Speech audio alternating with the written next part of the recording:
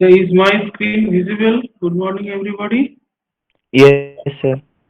Okay, okay.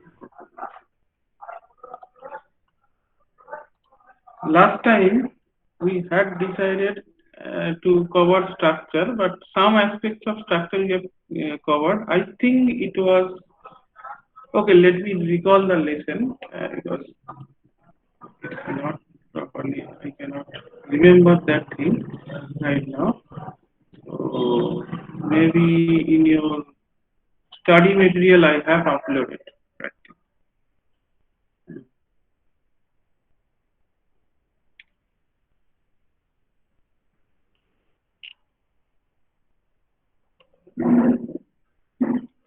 Is it uploaded?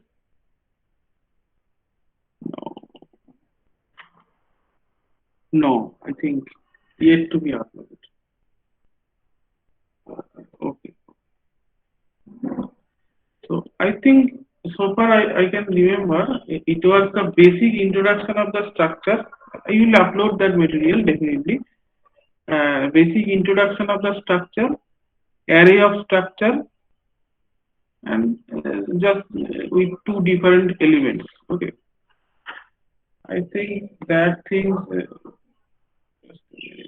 Just a minute.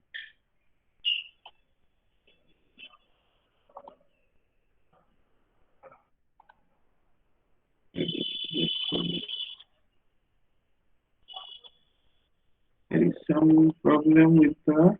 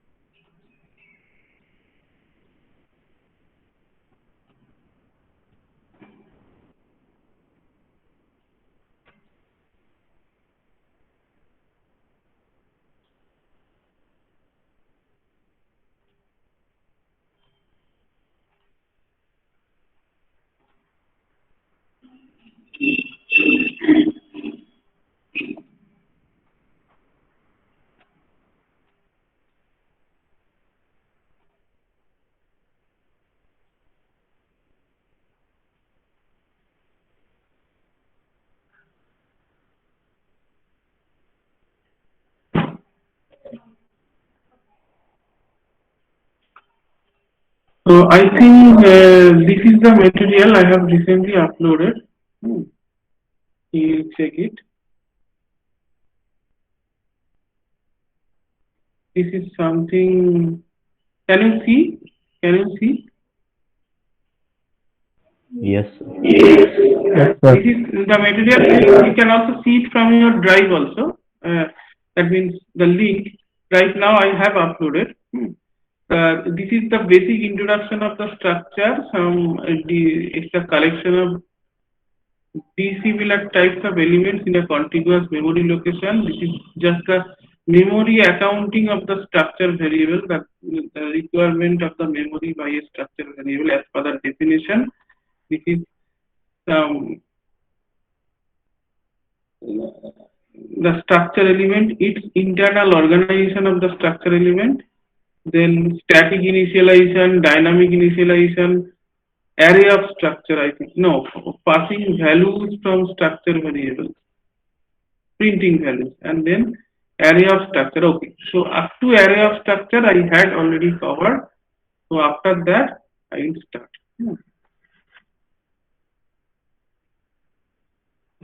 Internal organ. Okay, I think that's something.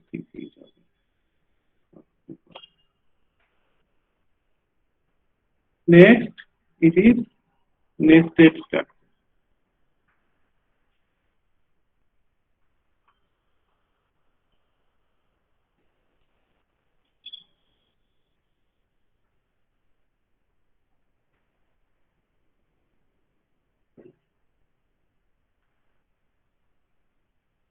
Actually, right now in our university, some offline and online transition is going on. So that's why there are several issues. So sometimes I cannot take class because of that kind of issue. So I think it will be settled after the midterm exam.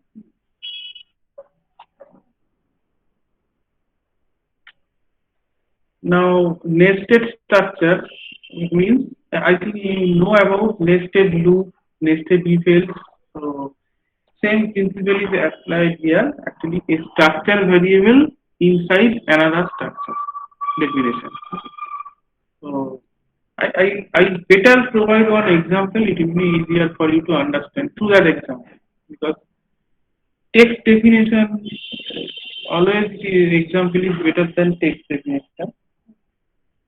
So let's say last time we had prepared one structure struct student in this way. It was name and something else, roll number I think, character, name, whatever. I'm writing something.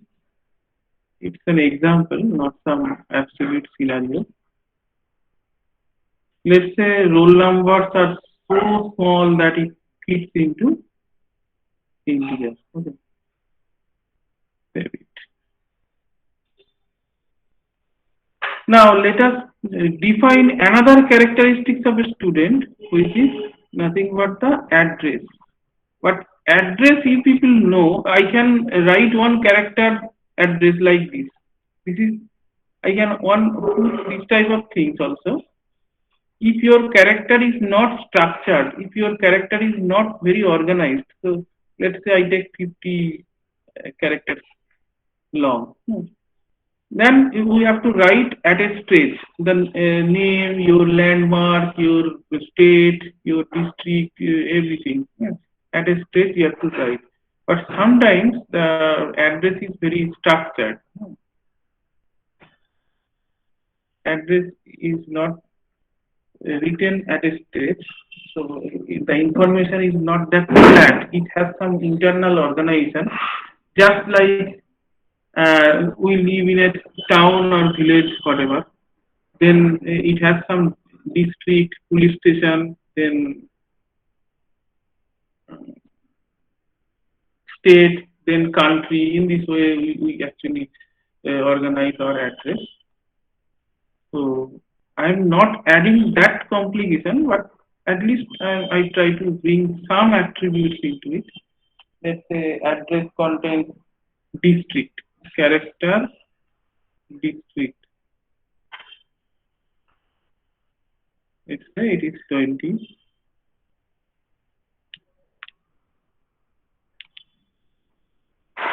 In long integer. Okay, let us not complicate the scenario. Assume that pin fits into integer. Because if I add complication, then it will be complicated gradually. Pin.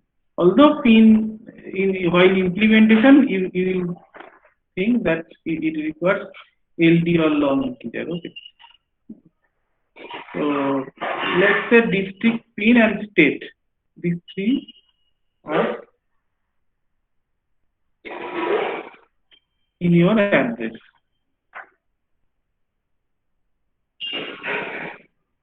Now we push one address element here. If we start,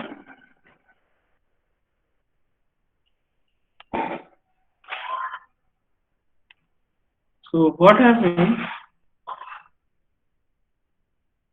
We can also now, if I declare struct student S,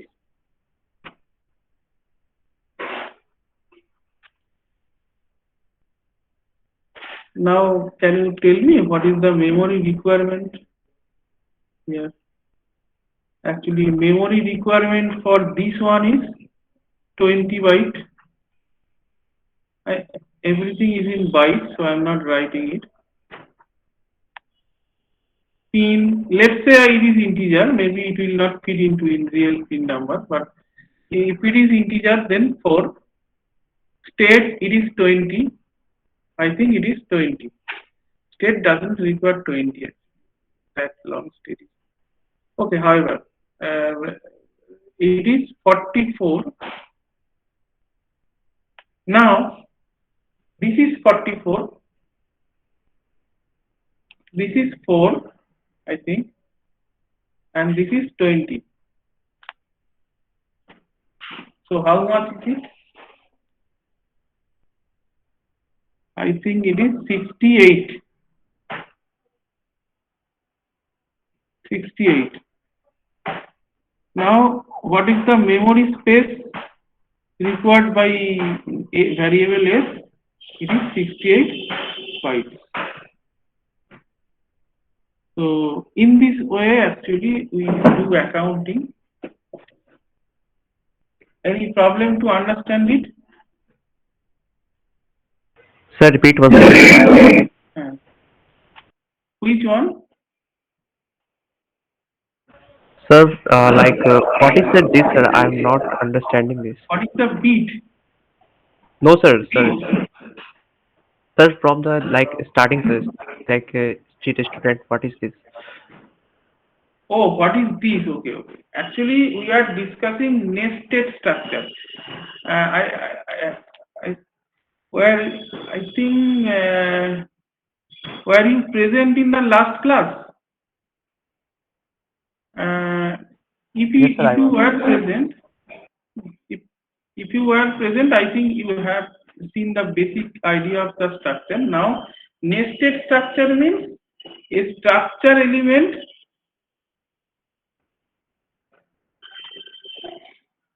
a structure variable, better to say, inside.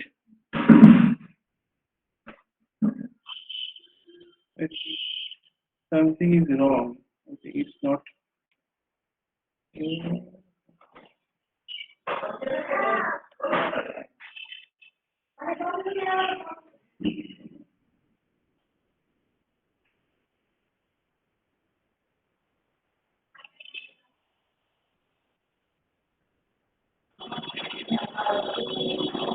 Inside another structure definition.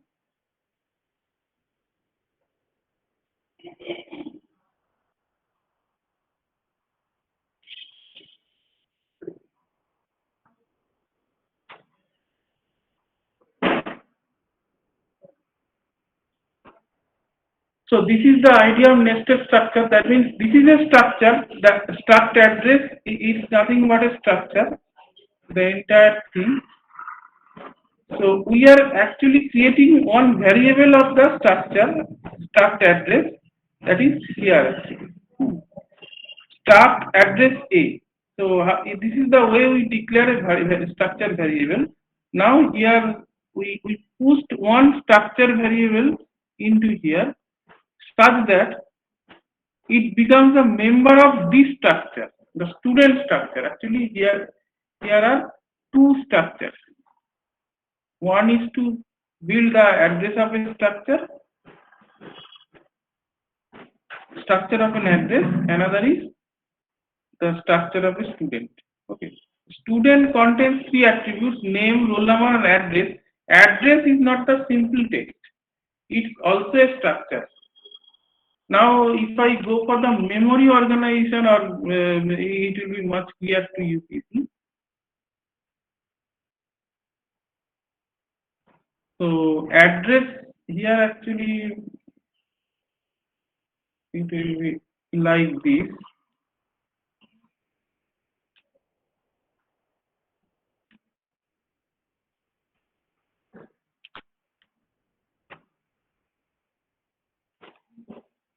If it has name 20 bytes,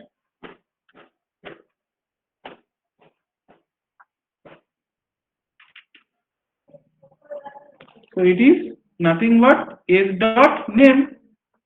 Last time I discussed roll, it's 4 byte integer, so it is s dot roll. Now what happens to this? District, state and pin. District, pin and state. It is a variable. Okay. It is, but from the perspective of the main structure, it is a variable A, but A is made of several components.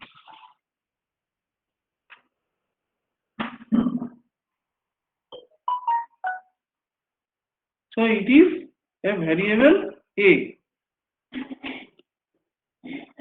A is made of several components. District, that is nothing but A dot district.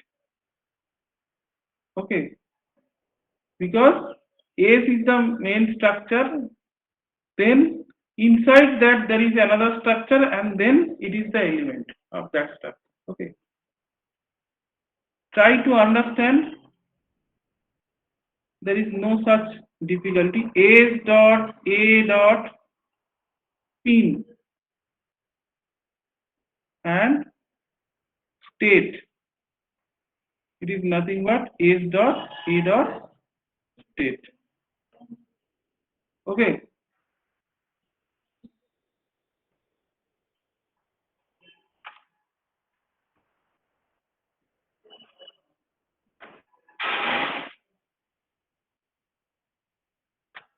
Now, if I try to access the individual variables, let's say this variable I like to access this one, then always you have to refer s dot a dot district. It's a string. Let's say I'm putting values inside that string. I am asking user enter your district or like that. So you have to write in this way. And just an example, I am writing get a dot a dot district. Do not write district only, or do not write s dot district. Okay, you have to maintain the proper hierarchy, because a is the variable inside s, and a contains some elements also. Any difficulty to understand this? Tell me. If you face any difficulty, maybe then I need to clarify. But No, sir.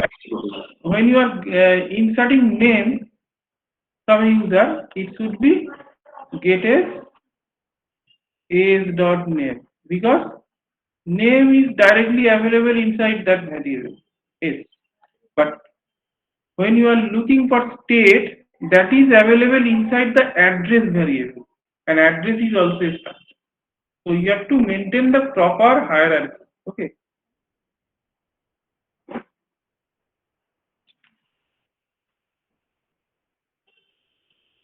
Otherwise, your compiler throws an error. If you simply write s dot district, compiler will not find it. So it will throw an error, undefined variable in this way. State. And do not forget to write dot. Okay. Some people do not write, as a result, it becomes complicated. So this is the idea of nested structure. I don't think there will be a more need for the more discussion, because if you know structure, if you know how to put elements into the structure, there is no reason that you cannot handle nested. Okay. But one thing is the problem that sometimes we cannot remember the hierarchy. Sometimes the entire organization of the structure are not is not clear to we people. That's why we make mistake that we do not maintain hierarchy. So, but if we have the proper definition available, definitely we can do anything whatever we like. Now, passing value of structure variable into a function.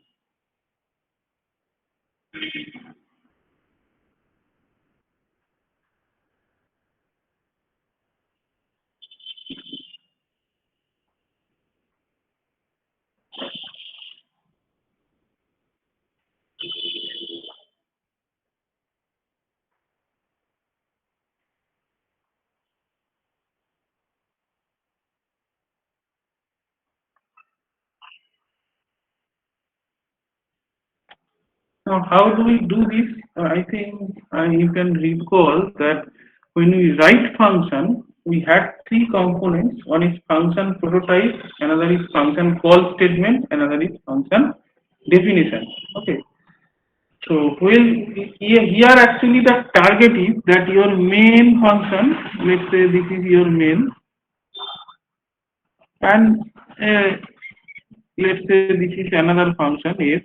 So it's sending one structure variable, okay, like f, and it's returning or may not returning whatever. But however, this statement is important, or this operation is very important. This is our main target, that we need to send a structure element into a function. Now, how do we do this? What should be the prototype? Let's say this is the function f, so its prototype is not returning, let's say, so its return type is void a, and it's accepting struct and keeping the structure name same. I think you can recall void f int. In this way we write. This is the way we write prototype.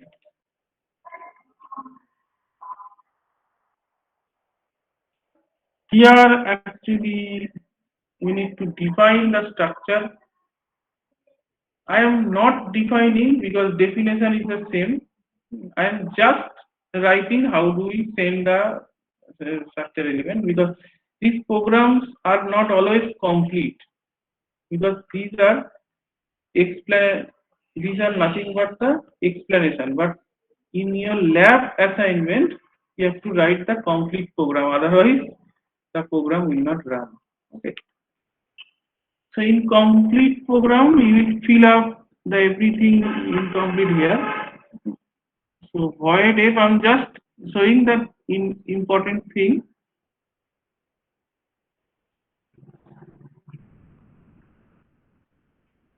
Let's say it is P. No, not take P. M, structure element. And call statement is A X. Before that, I assume there is a structure element, structure definition, and there is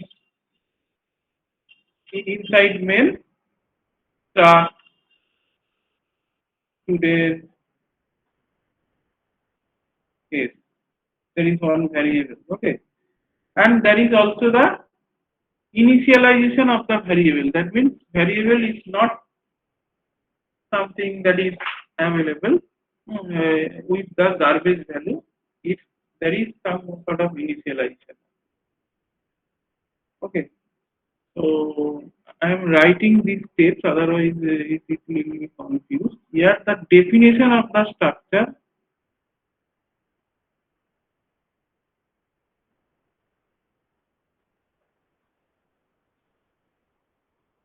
Why do I write definition before main? Because if I do not define, then that definition may not be available to, will not be available to this function.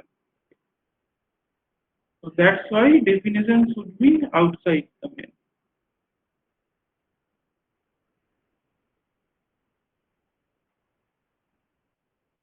And this is start student base, and here actually initialize structure element, initialize it.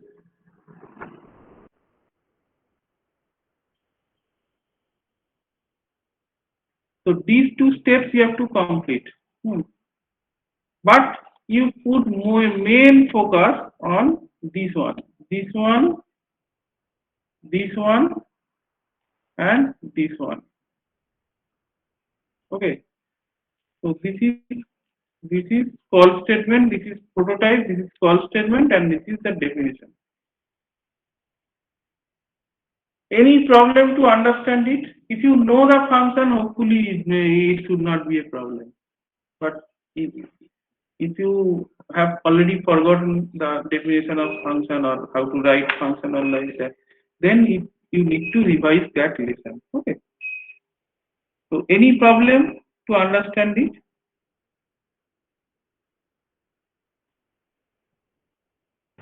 No, sir. No. In this way, actually, the structure element S is directly copied to M. So here, if I like to print something or access some structure variable, it should be M dot name. It should be M dot roll number in this way.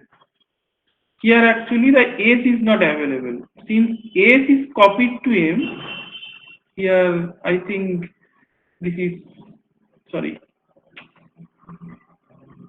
after this. This is the actual argument and this is the formal argument. So M contains also the copy of these variables. Okay.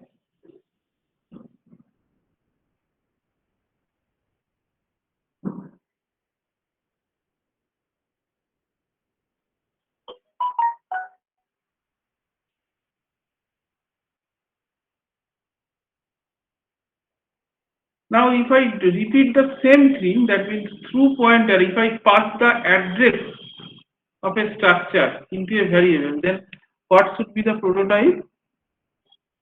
Void is then start student star. Okay.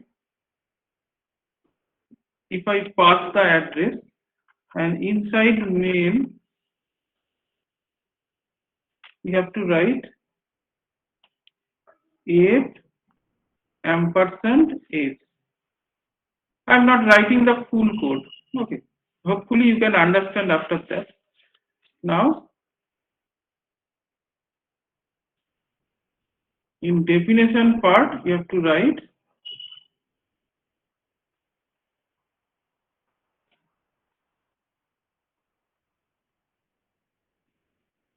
star p, let's say.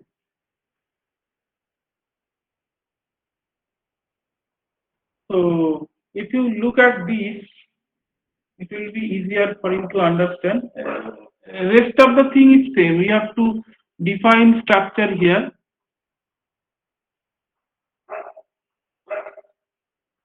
Here actually declare structure variable is initialize is.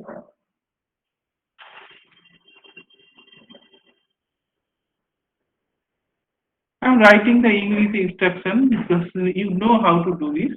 So I'm not writing these steps. So whatever these things are, I think you know it. But this is the function prototype. This is the call statement. You look at the difference, and this is the definition. Especially this one. Okay. Some people write pointer variable here actually star student star. That is not true.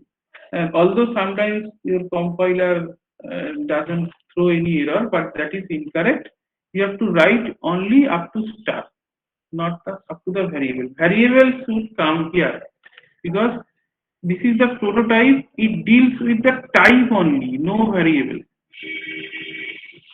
But in this case, you are supposed to write, not supposed to, you must write the name of the variable. That means S will be copied to, if not copy, S will, P will hold the address of S. Just I think you can remember the call by address. Just like call by address. And inside this, if you like to access structure variable, it should be like this. P arrow name, P arrow role. It's not dot operator because in our earlier lesson I had discussed that when we associate any pointer, that means here at this step we may write in this way p equal to, that thing is going on here, p equal to ampersand s. That means it, if s is the structure variable which contains name and roll number, then p will point the address of it, base address. So this is the another way of passing structure variables, because all the time we should not require any copy, because copy means another variable. You have to create another variable, and moreover, if I like to directly update the structure variable, the copy method will not work, because copy means some additional piece of data is being created and you do some modification on it, and that may not be reflected. Definitely it will not reflect on the main data. That is difference between call by address and call by value. So that thing using call by value method, we do these things. We have to write call by value,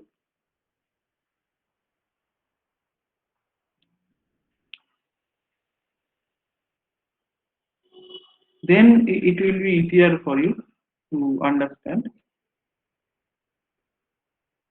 You write call by address.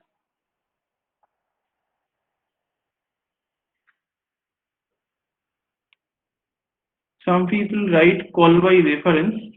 That is not true for C programming, because in C language there is no such concept of referencing. Referencing concept comes in object-oriented programming. That means Java, C++. There is a concept of reference. Here we deal with the pointer only, so address. Nothing else. So up to this, I think any difficulty to understand?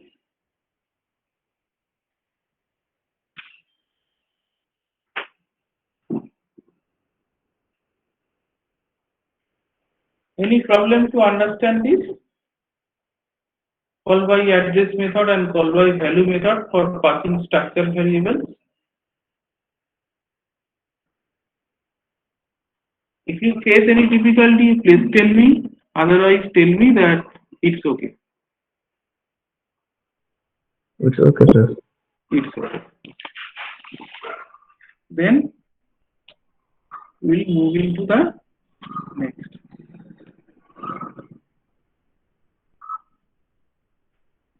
Union. It's very popular question. Often comes in exam that what is the difference between structure and union. So maybe in your exam also, next exam it will come. I don't know. I cannot predict the question, but it's very popular question. Often it is asked in the technical interview also. Now, union, I had written the definition of the structure there. Similarly, I will write the definition such that you can point out the difference. Okay. Union is a derived data type.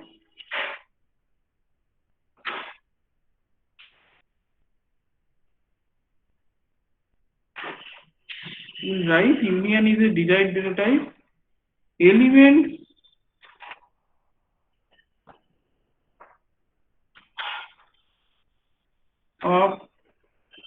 union are heterogeneous.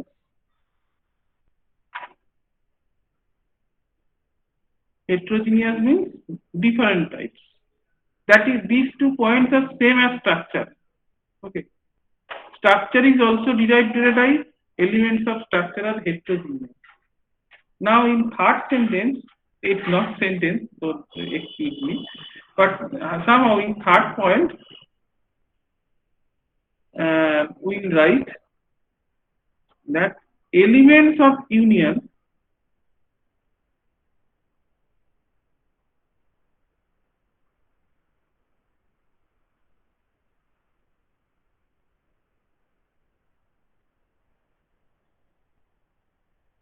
they are same memory space.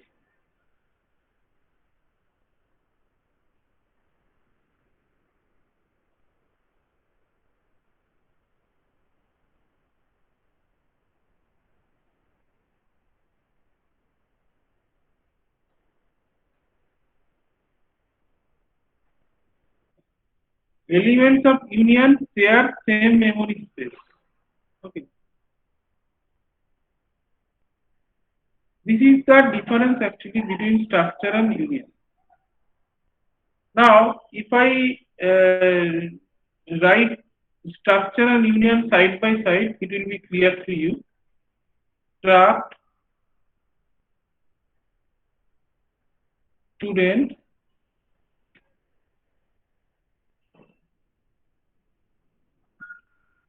this is structure actually. What I have taken, name and roll number. Character name.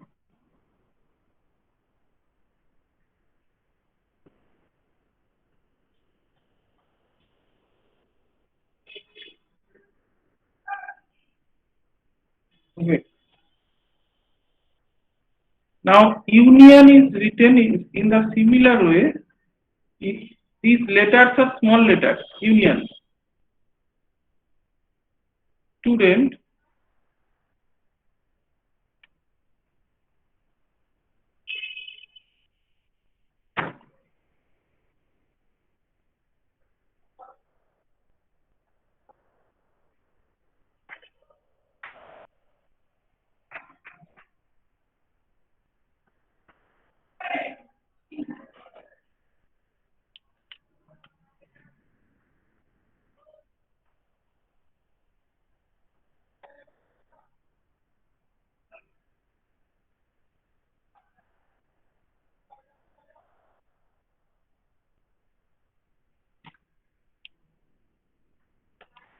now, what is the difference? Only this structure union. Is there any functional difference between these two? Definitely there is. This line actually it is the difference between structure and union. Elements of structure are stored in a contiguous memory location. That means one after another they are stored. But here actually the same memory space is shared among the elements of union. Now, if I start memory accounting, it will be clear to you. It is 20 byte. It is 4 byte. So total size is 24 byte. So if I declare one structure variable, let's say start student s, then it is of 24 byte.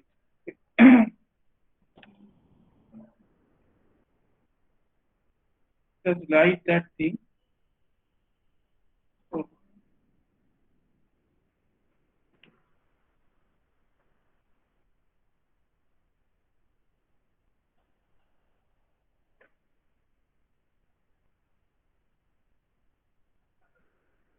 here actually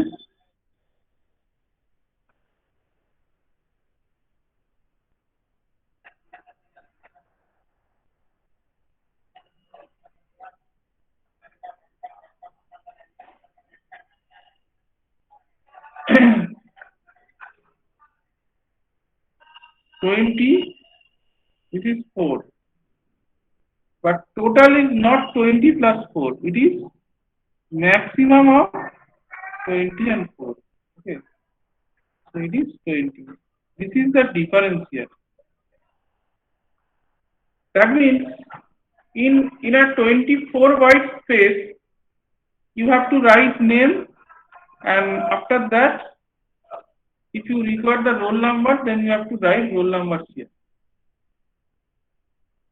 Okay. So you cannot use name and roll number at a time.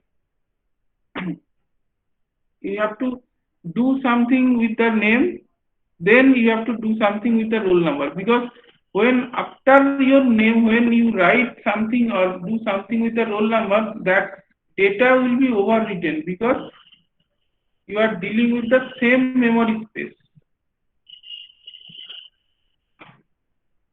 Okay, let's say you have one same copy, you write the roll number for each person, and then you erase that thing and you write the name of that person, different person. So I think it's not very useful when you require all the data items at a time, but these type of things are very useful for memory restricted environment where the use of additional memory is very challenging, especially sometimes we do it for different sensor operations, some microchip operations, where the element is not like the computer, so everything is resource restricted. So there, so that's why we do it. Okay,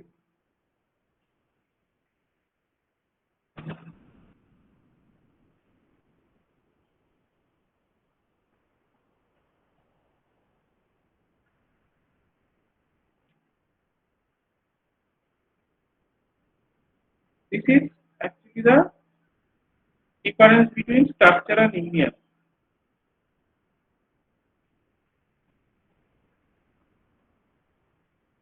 Actually, I heard of a story of a uh, scientist like Isaac Newton or Albert Einstein, whatever. I cannot recall the story is about whom, but the story is that the let's say it is Einstein. Einstein is going to build one dog house for two dogs. One is big dog and another is small dog. But he's planning to prepare two doors for a house. One is big door, another is small door. But one of his servants raised a question that if big door is big enough for big dog and small door, then why do you require two different doors? So that kind of thing is available here actually. The concept of union is like that.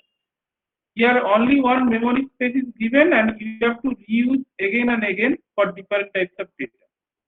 These type of things are useful for resource restricted environment where use of memory is very limited. You are not given a huge amount of memory for do all sort of processing. Your memory requirement is very restricted. Okay. So, or maybe sometimes we don't require all the elements together. We require to process the elements one after another. So under that scenario, actually, this type of things are very useful.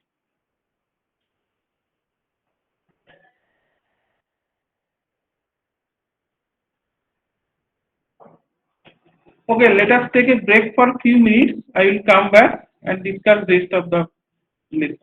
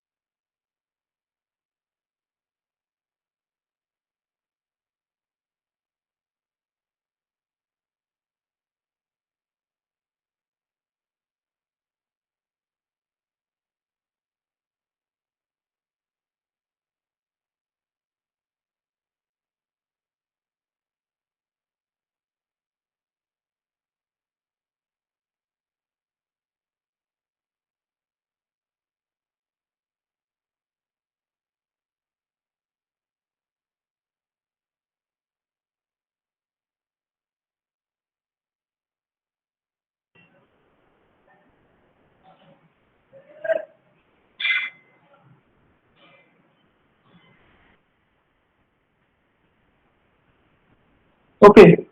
So after the class, I think it is the difference between union and structure, and you prepare this question for the exam also, that what is the difference between union and structure? Explain with the help of an example.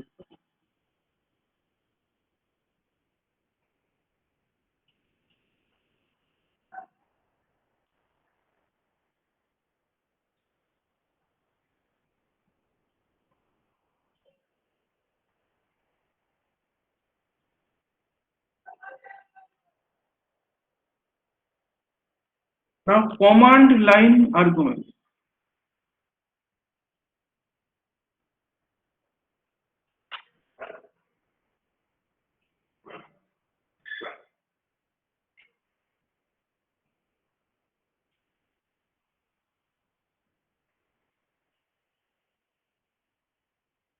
It means arguments or parameters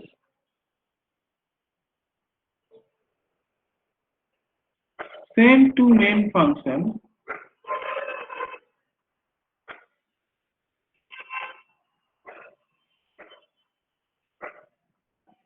at command prompt.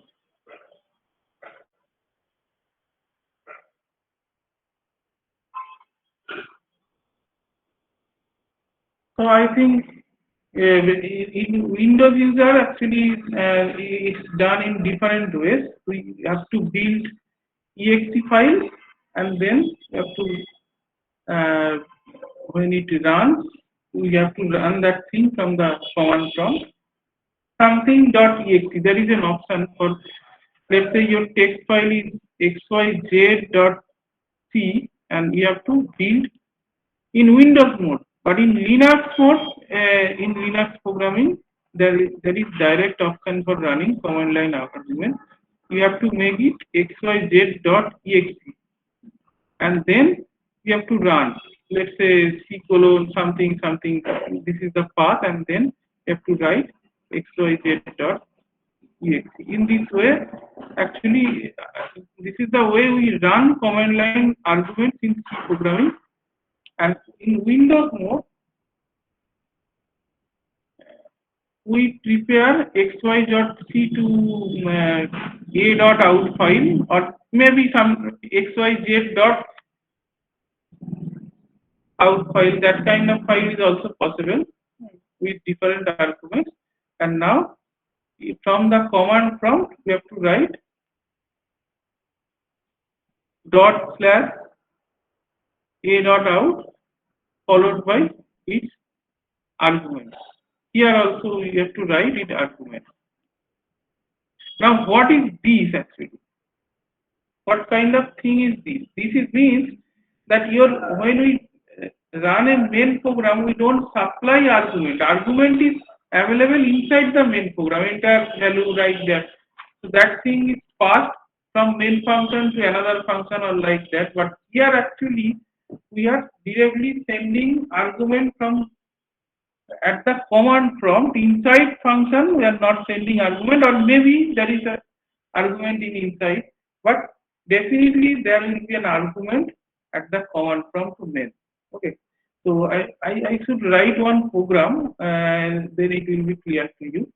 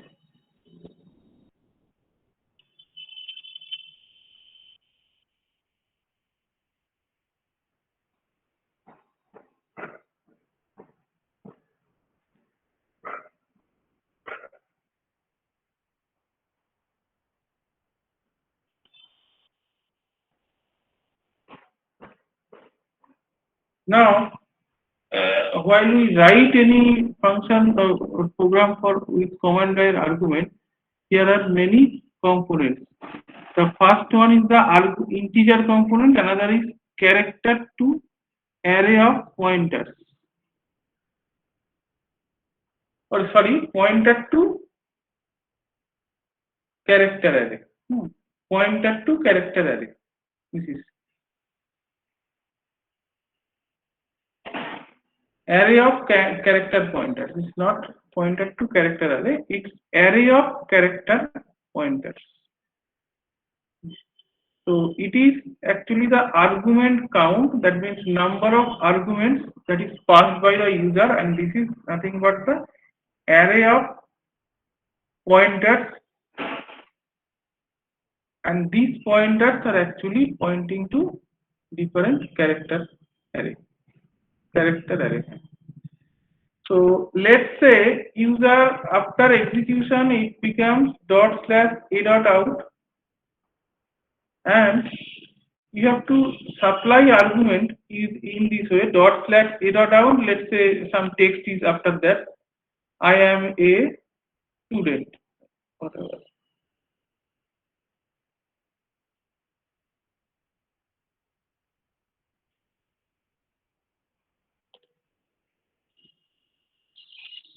While you run a dot out dot slash a dot out, you write followed by some text information. So what happens?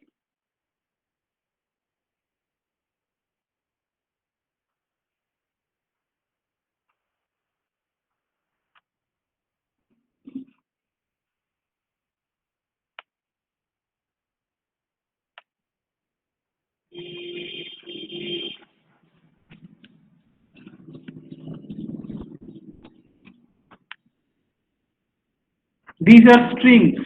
Although this is a single letter, but these are strings.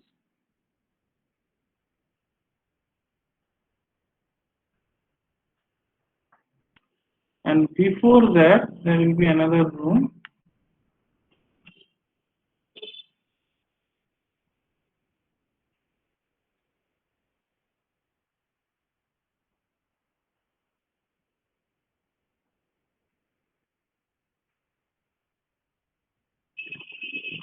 In this way. Okay. And ARGC or argument count is 1, 2, 3, 4, 5. And this is 0, this is 1, this is 2, this is 3, this is 4. Okay.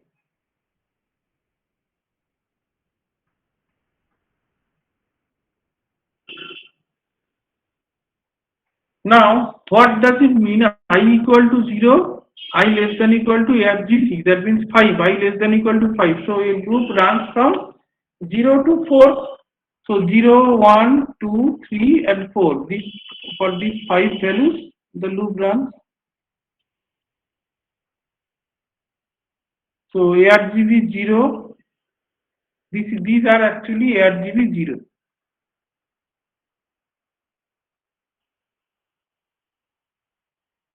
Okay, no. Actually, sorry, this is ARGB. And it holds the address. It holds the address of this string. It holds the address of this string. It holds the address of this string in this way. And while we are printing any character array, if the address of that character array is sufficient or name of that character array is sufficient. So as a result, we can directly write today's ARGB. So, so when I'm writing this, it prints actually this one. A dot out, I am a student. Okay. If I like to exclude this one, the comment dot slash a dot out, I have to start it from 1. Okay. Because up to this it will be printed. From this it will be printed. I am a student. So this is called actually command line argument, because we are taking argument from user at command prompt while we put some command for execution. And in Window-based programming, we have to prepare exe file first because while we run program, it becomes object file, and then after the exe file is prepared, you have to open the command prompt and then run the exe file from there. Then only you have to supply input. But since in Linux programming, we do everything from console or from terminal actually, then we don't have to separately create an exe file and give path for it. It will be automatically created and you just have to supply your arguments after that.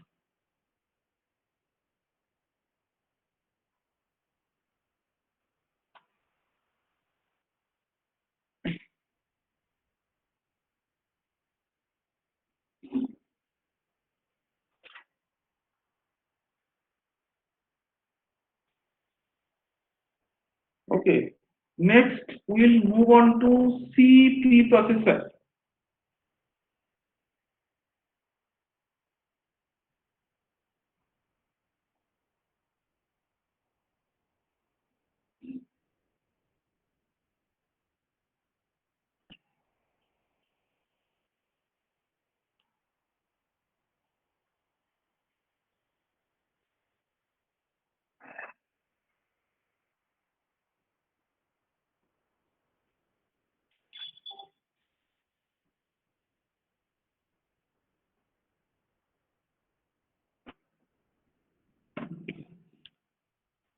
Now, source code. What we write something, let's say dot C, it is nothing but the source code. Let's say it is xyz.c, name of the file is. It is source code. And source code may contain some feature, preprocessor feature. And they explain what preprocessor feature is. But it means actually some macro, some file inclusion like that. I think you have already seen preprocessor feature that has include stdio.h. That is nothing but the preprocessor. File inclusion, that preprocessor is known as file inclusion. So preprocessor is a program, it's also a system software that processes source code before it is passed to compiler. Okay. So after that source code, it becomes expanded source code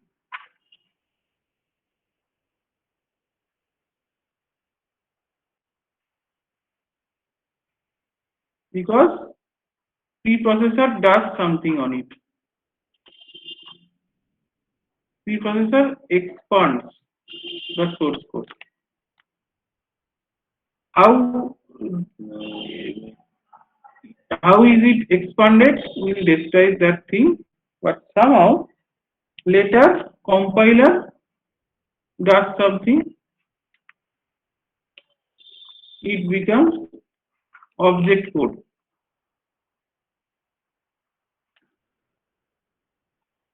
Usually it is xyz.i, but these things are not visible always because these things are intermediate. Nowadays, actually, preprocessor and compilers are combined, so you cannot see these things in an isolated way. After compilation, it becomes obj file or object file. Maybe you cannot see it also, but after that, you will get executable file when linker does it operation. Maybe you are not familiar with linker and loader. Linker is something that, okay, let me write that thing first.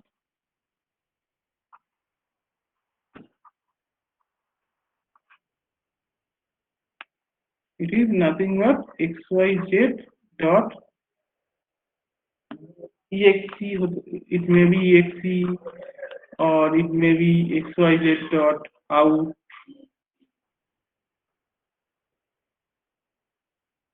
output file, that means, or a dot out, what we use actually. A.out is just generic output file, but you can also generate the output file in the name of file. There is an option for it. So somehow, what does it mean by this linker? That means your source code may contain some function call. That is nothing but the library function. Let's say printf, scanf. We are not defining pow function. We are not defining that is available in C library, and we are calling that function. So your main program, what you have written, the source code may contain the help of some library function that is called inside the source code, but we have not defined these library functions. But if we directly try to run the source code, it will not run because that kind of linking has to be associated with the source code. Okay, that means connection among the library function and your source code. So that thing, that is the responsibility of the linker. If your source code doesn't contain any library function, then maybe linker is not required for the source code. But if you use printf, scanf, these are also functions. So when we write program, we need library functions. So that's why this is the job of the linker. Another thing, system software is very important, but we don't have the scope to discuss here. That the loader. Loader actually places the code into the main memory for execution. This is the roughly the program execution cycle. That means the next time another source code comes in and it is expanded by the. But when you open up the directory, you will not find maybe xyz.i or xyz.obj, this type of thing, because these are intermediate type of things, and finally we'll get definitely a dot out inside the library, because that is the end product after source code is compiled and becomes executable one. Now preprocessor, the job of preprocessor is here because your source code may contain some preprocessor features. That means one of these are not two only features, but there are other features are also available. But in our syllabus, we will not discuss this type of things. We in our syllabus we have two preprocessor features. Only is macro, another is file inclusion.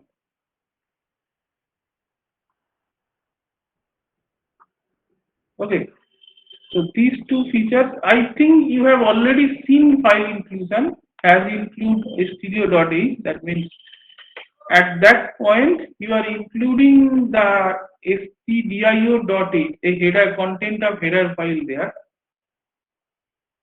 and header file contains the prototype of all library functions, and that's why you can safely use the library functions. Otherwise you cannot use the library functions. Okay, so now I will discuss macro and file inclusion.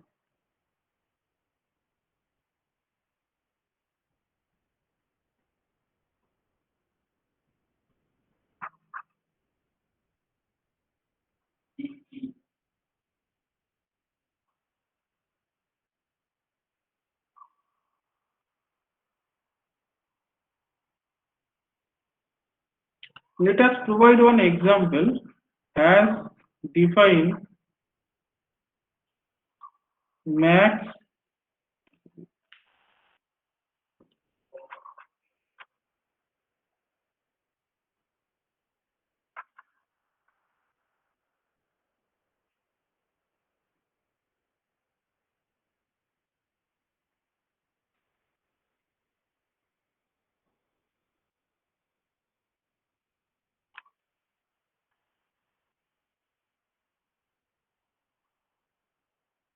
I am not writing the full code. If a is less than max, then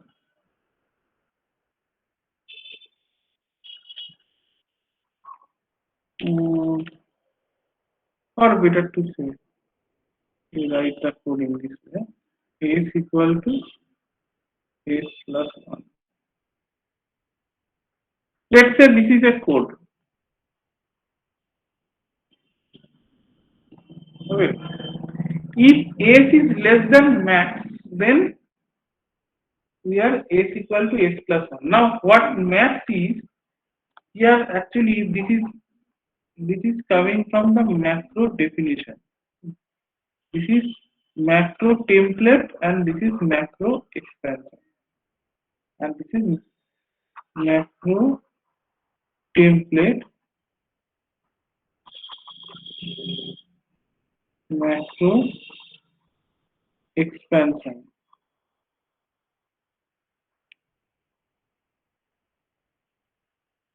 Never write semicolon after that. So this is the entire definition of the macro. It means whenever in a program max is available, replace it by 10. So replace, better to say, PL macro expansion, macro template by its expansion, or it means replace max by 10 from that example. Okay, so this thing you must remember. This is the basic things of the macro. That what is the advantage of using this type of thing? I can directly write s less than 10. But problem is, in some situation, it's very simple case, but maybe it's 300 line or 400 line code. So in many different places, the max is used, consider, and let's say max is some number of people in a group or like that. So if you like to increase or decrease max, you can directly change the macro expansion. That means it will be automatically tuned inside the code. You don't have to write each and every time in your code. You don't have to reflect each and every time because that manual approach is very erroneous. Let's say there are 100 times you have used max, the value of max variable, and in 100 times if you like to change the value, let's say I'm making it 10 to 12, so then it will be very difficult for us. Rather than if we make one change at the top, then it will be available, it will be reflected.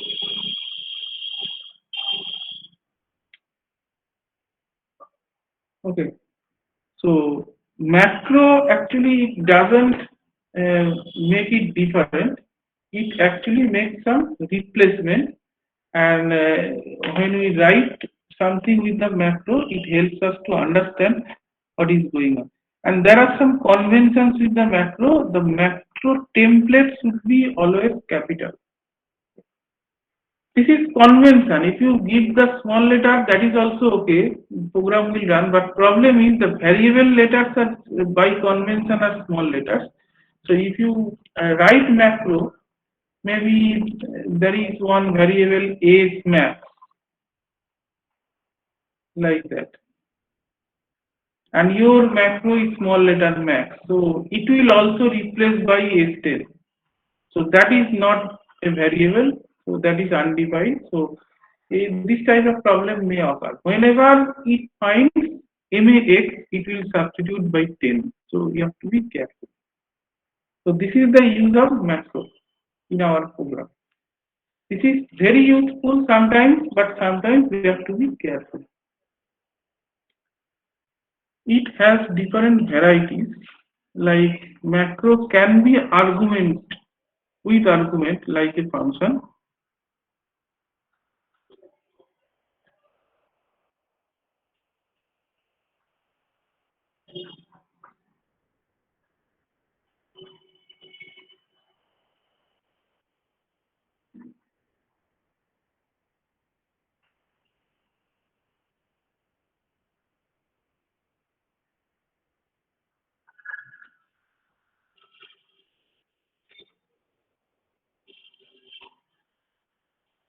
area of a circle, let's say, pi r square. I think it is the, so let us, r is the argument and r square means,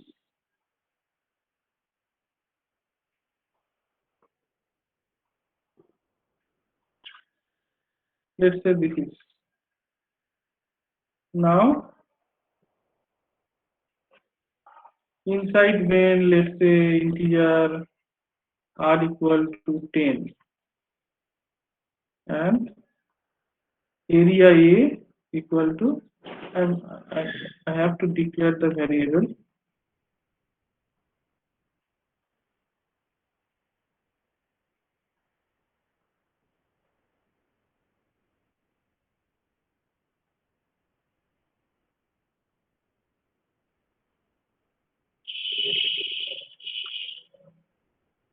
Now what happens here, actually it is substituted by A equal to r into 3.14.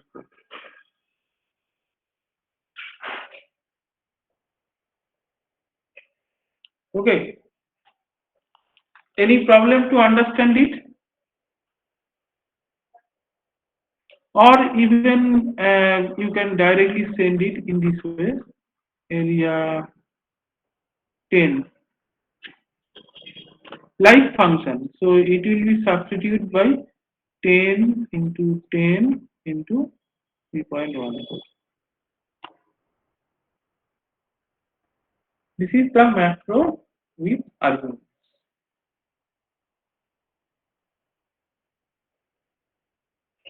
But you have to be sometimes careful with this type of thing. Why is it so?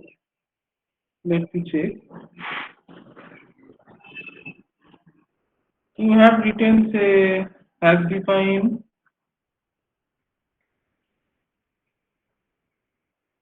plus xy.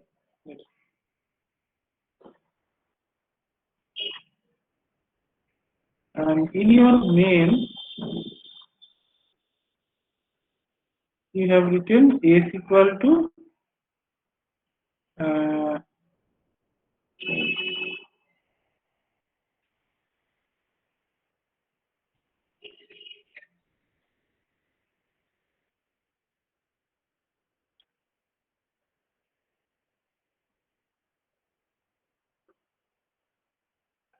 you have written, say.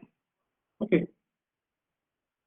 Now what happens? Your intention is 10 plus 20 by 3. This is your intention. I understand. But what computer understands, check it, it is 10 plus 20 by 3. So I think these two are not the same. Definitely. Do you agree? Are these same? No, sir. No, sir. So as a result, because we haven't put the bracket here, so that's why it is doing some sort of problems. So better we write in a proper way. It is we require 10 plus 20 by 3. In this thing we require, but we are actually getting these things. As a result, because we haven't put the bracket here. So you have to be careful while putting bracket, because otherwise this bracket will not come here, and as a result it will not provide the desirable output, desired output.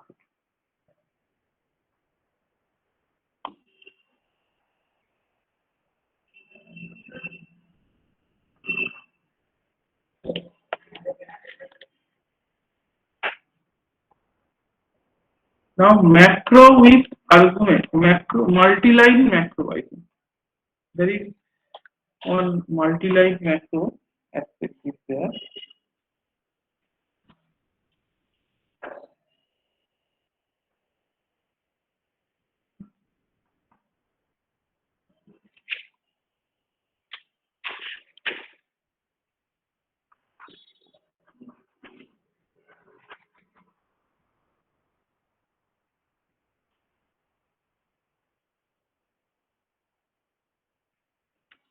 Divide macro is nothing but let's say we define one loop.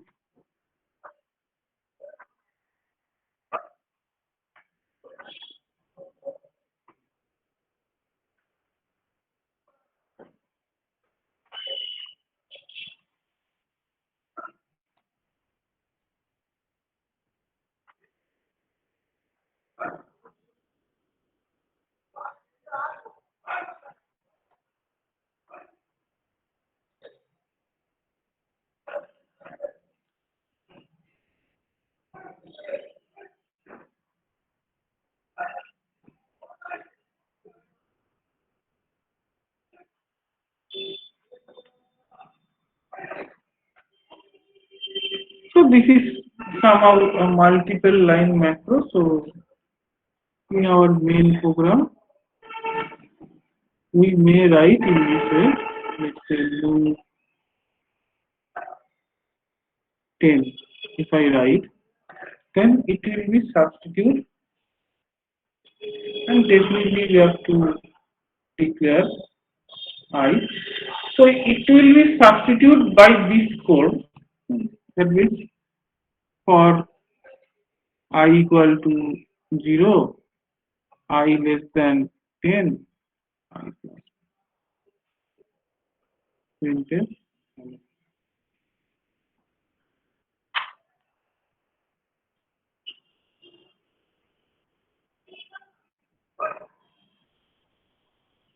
This is the expanded form of it. So actually as macro expands and also 5 includes and it also expands. So these two things are expanding. So that's why we call after preprocessor we call it is expanded source code. Okay.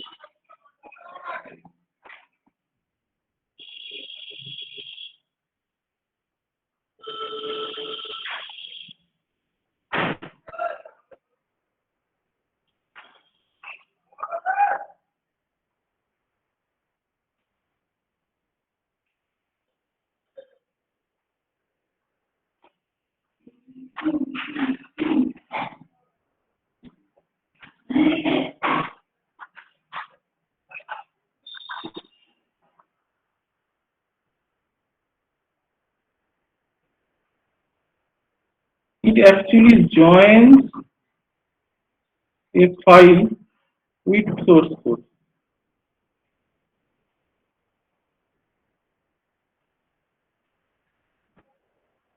Actually, there are two types of inclusion is there. Type one is the example is like this. Has include with this angle bracket. You have to write and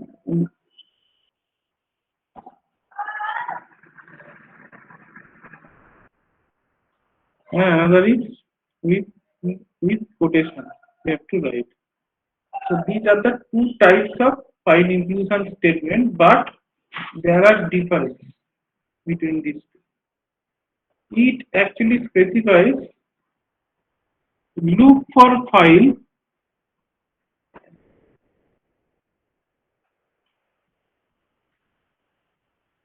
in specified directory,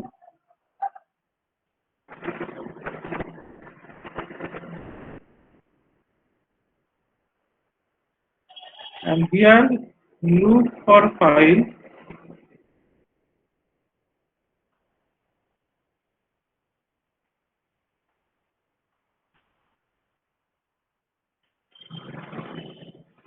and current directory.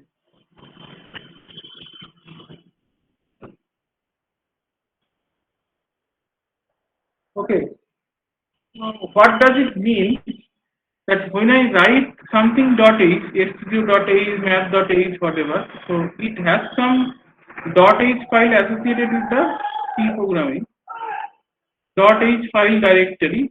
So include directory associated that it contains lots of .h files. Okay. math.h, string.h, uh, stdlib.h, different types of .h files are there. So, so that directory is a specified directory or specific directory that is searched by the C programming, because we write in this way as include stdio.h.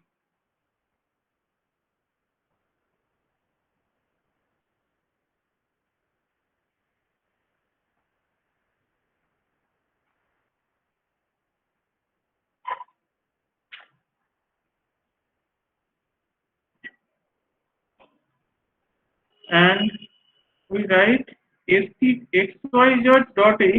Actually, it does the same thing, but it does additionally it looks for current directory also. Okay. Means other than specific, it looks for file in a specific directory, also in current directory. Current directory means current directory of the source code. Maybe you have placed some file a.c and you have your header file is also in that directory. So under that situation, it is available. That means uh, usually this type of approach is used when the user defined directory is used. Okay, user defined header file is used. That means we don't have to keep it to the uh, directory or where the all other library directory for the library codes are present, all other header files for the different library functions are present. We don't have to do this. We have to keep it in the directory of source file, directory or source file. Better. No, it's not always source file, because sometimes we specify path here. Okay,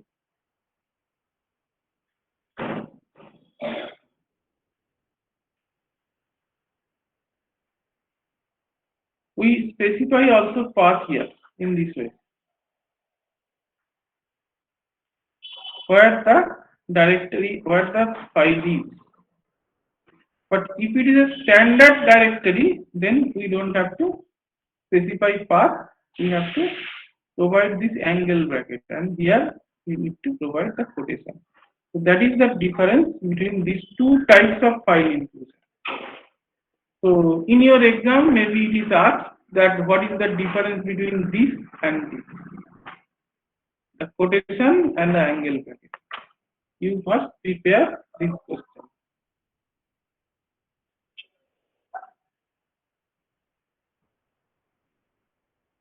So I think whatever up to hand, there is another very important question for the exam perspective.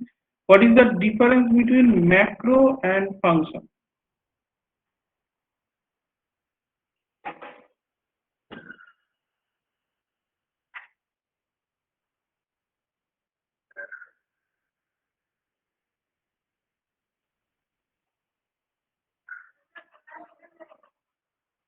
What is the difference between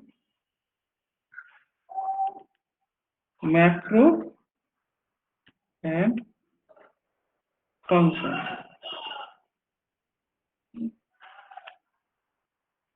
This is very important question for our exam, not for our exam, for any technical interview. Even from my personal experience, I can also say that in many different technical interviews, I have faced this question. What is the difference between macro and function? Okay. It is nothing but that macro expands the source code, but it doesn't change the control. The control remains within the block, but in function actually its control is shifted to another block and the previous calling function is suspended. So as a result, macro increases the source code. It increases, it expands As a result, it increases, but function doesn't. But since function requires the control transfers into some other unit and it is the result is coming out of it, so it is little bit slower. It is time consuming. Macro is faster, okay, than macro, but uh, macro requires more space than function, because when macro expands, the line of code also expands, source code expands. As a result, the number of instruction also expands, and to keep the instruction in the memory, the requirement size requirement is also increases. Also increases. So this is the difference. So in a nutshell, macro requires more space but less time. Function requires more time but less space. So you have to balance between these two issues while we write the answer for it.